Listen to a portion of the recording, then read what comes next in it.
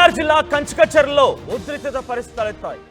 గణేష్ నిమజ్జనోత్సవం రోజున కంచికచర్ల దగ్గర ఓ గ్రామంలో గణేష్ నిమజ్జనోత్సవ ర్యాలీ జరుగుతూ ఉండగా ఎస్సీ కాలనీలోకి ఆ గణేష్ నిమజ్జనోత్సవ ర్యాలీ చేరుకుంది.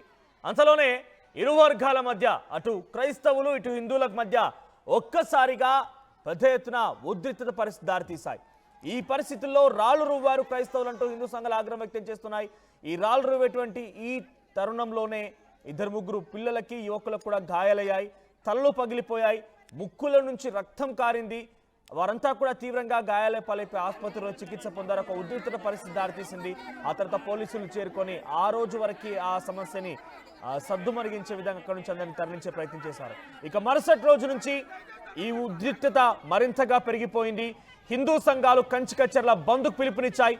పెద్ద ఎత్తున క్రైస్తవుల పైన కేసులు నమోదు చేసే విధంగా పోలీసుల పైన ధర్నాకు దిగారు, నిరసన వ్యక్తం చేశారు. కొంతమంది క్రైస్తవుల పైన కేసులు నమోదయ్యాయి. సో ఒక్కసారిగా నిన్న కంచికచర్ల మొత్తం కూడా బంద్ పిలుపుకి ప్రశాంతమైనటువంటి వాతావరణంలో కొన్ని ఉద్రిక్తత పరిస్థితుల నేపథ్యంలో అక్కడ బంద్ కాస్త జరిగిపోయింది. సో కంచికచర్ల ప్రస్తుతానికి యాక్ట్ 30 అంటే సుమారుగా అప్పటి ఐపీ సెక్షన్ 144 ప్రకారంగా 144 సెక్షన్ అమలులోకి వచ్చింది.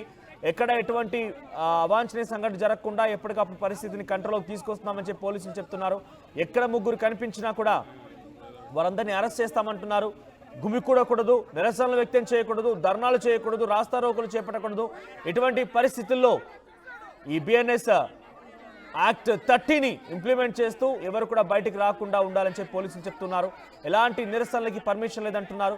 నిబంధనలు అతిక్రమిస్తే కఠిన చర్యలు తీసుకుంటామని పోలీసులు హెచ్చరిస్తున్నారు.